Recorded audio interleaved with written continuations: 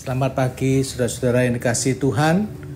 Saya percaya kita semua dalam keadaan sehat oleh karena pemeliharaan dan kasih Tuhan yang kita alami setiap hari.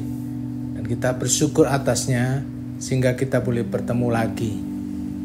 Renungan pagi hari ini saya akan berikan tema kemerdekaan yang sejati. Saudara yang dikasihi Tuhan, dalam Yohanes 8 ayat 36 berkata, "Jadi apabila anak itu memerdekakan kamu, kamu pun benar-benar merdeka." Kemerdekaan adalah merupakan keinginan setiap manusia di muka bumi ini. Tidak ada yang ingin dijajah, dibelenggu, baik itu negara ataupun individu, dan hidup bebas dari sesuai dengan hak yang patut kita terima. Merdeka berarti bebas. Bebas menentukan nasib bangsa sendiri tanpa adanya tekanan dari pihak lain, terlepas dari penjajahan bangsa asing. Hal pertama yang harus kita lakukan menikmati kemerdekaan ini yaitu mengucap syukur kepada Tuhan, karena tanpa pertolongan dan campur tangannya, mustahil kita bisa meraih dan menikmati kemerdekaan sampai hari ini. Pertanyaannya sekarang, sudahkah kita benar-benar merdeka? Menikmati kemerdekaan sejati itu? Secara lahiriah kita memang telah bebas dari perbudakan dan penjajahan bangsa lain. Namun dalam hal rohani, apakah kita sudah benar-benar merdeka atau masih berada dalam kolonialis yang lain? Sebagai orang percaya, kita patut bersyukur oleh pengorbanan Kristus di atas kayu salib. Kita beroleh pengampunan dosa dan dimerdekakan dari dosa dan hidup menjadi hamba kebenaran. Di dalam Roma 6 ayat 18. Kita tidak lagi menjadi hamba atau budak dosa, melainkan menjadi hamba kebenaran. Jadi, Kristus telah memerdekakan kita. Dalam Galatia 5 ayat yang pertama, pengampunan dari Kristus ini merupakan kuasa yang memerdekakan kita secara menyeluruh, yang memungkinkan kita memiliki hidup berkemenangan dalam semua aspek kehidupan.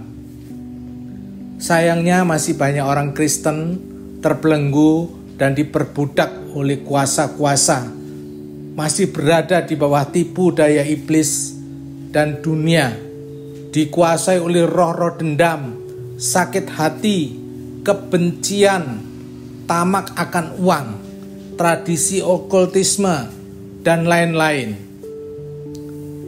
Nah, semua itu telah dimerdekakan oleh Kristus oleh karena kuasanya. Dosa yang dimaksudkan agar mengisi kemerdekaan dengan kehidupan yang benar dan berkenan kepada Tuhan, yang menghasilkan buah bagi kemuliaan nama Tuhan. Tetapi kemerdekaan itu justru kita salah gunakan sebagai kesempatan untuk melakukan dosa. Saudara yang dikasihi Tuhan, ingatlah satu hal ini.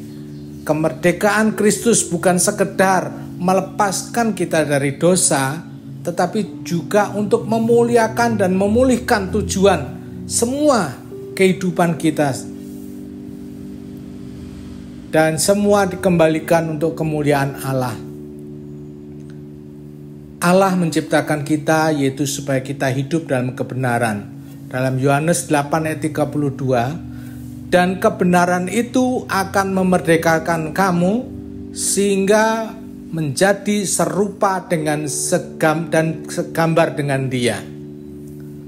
Saudara, syarat untuk kita merdeka, pertama-tama kita harus berdamai dengan diri sendiri. Kita lupakan masa lalu kita, apa yang ada di belakang kita, dan kita mengarahkan pandangan kita kepada Tuhan. Yang kedua, kita berjalan sesuai dengan tuntunan dan jalan-jalan Tuhan. Maka kita akan merdeka karena tangan Tuhan yang memimpin, yang membawa kita kepada rencananya. Mari kita hidup di dalam kebenarannya, dan kita akan menikmati kebenaran dan terlepas dari segala belenggu dan tekanan hidup. Dan kita boleh hidup menikmati kebebasan yang dari Tuhan, serta dapat menikmati berkat-berkat dari kemerdekaan yang Tuhan berikan secara pribadi lepas pribadi. Dalam kisah Rasul dari Rasul Paulus di penjara di Filipi, secara jasmani dia dipenjara dan dibelenggu, tapi dia bisa memuji Tuhan dan akhirnya belenggu itu terlepas. Tubuhnya boleh dipenjara, dibelenggu, tapi jiwanya bebas merdeka karena ada roh Tuhan dalam hidupnya. Dan hal ini yang membuat kepala penjara bisa bertobat dan menerima Yesus sebagai juru selamat. Kisah Rasul 16 ayat 25. Saudara, kiranya renungan pagi hari ini kita semua benar-benar alami kemerdekaan yang Tuhan berikan. Apapun yang kita alami, apapun yang membelenggu kita, yang membuat kita tertekan, hadapi dengan iman dan pengharapan kepada Tuhan Yesus yang sanggup melepaskan, membebaskan, bahkan yang sakit disembuhkan, yang kurang diberkati. Puji Tuhan. Selamat pagi, Tuhan Yesus memberkati. Amin.